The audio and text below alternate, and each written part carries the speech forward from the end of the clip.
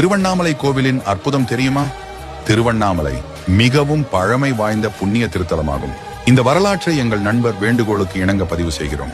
இதே போன்று உங்களுக்கும் வேறு ஏதாவது ஆன்மீக தகவல்களை பற்றி அறிய நமது சேனலில் கமெண்ட் செய்யுங்கள். இப்பொழுது நமது கதையை தொடர்வோம். இங்கு உள்ள கோயிலில் அருணாச்சலேஸ்வரர் அக்னி வடிவத்தில் காட்சி அளிக்கிறார். இது சுமார் 1000 ஆண்டுகளுக்கு மேல் பழமையானது.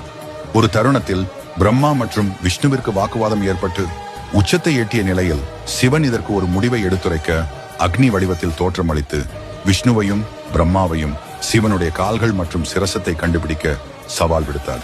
இந்த சவாலை ஏற்ற பிரம்மா மற்றும் விஷ்ணு தோல்வியடைந்தனர். இந்த போட்டியில் பிரம்மா ஜெயிக்க சிவனிடம் பொய் சொல்லிவிட்டார்.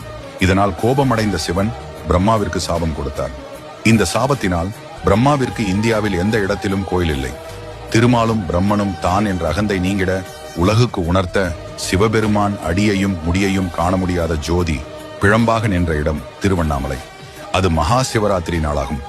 இன்று திருவண்ணாமலையில் சிவனடியார் அக்னியாக வழிபடுவதற்கு இதுவும் ஒரு முக்கிய காரணமாக உள்ளது. ஆதலால் இது ஒரு பஞ்சபூத தலமாக தமிழ்நாட்டில் திகழ்கிறது. கிருத யுகத்தில் இது அக்னி மலையாகவும், திரேதா யுகத்தில் மாணிக்க மலையாகவும், துவாபர யுகத்தில் தாமிர மலையாகவும், இக்கலியுகத்தில் கல் மலையாகவும் திகழ்கிறது. இத்தலத்தில் தான் திருப்புகழ், கந்தர் அனுபூதி, திருவெம்பாவை, திருவம்மானை, அருணாச்சல அஷ்டகம் போன்ற புனித நூல்கள் பிறந்தன.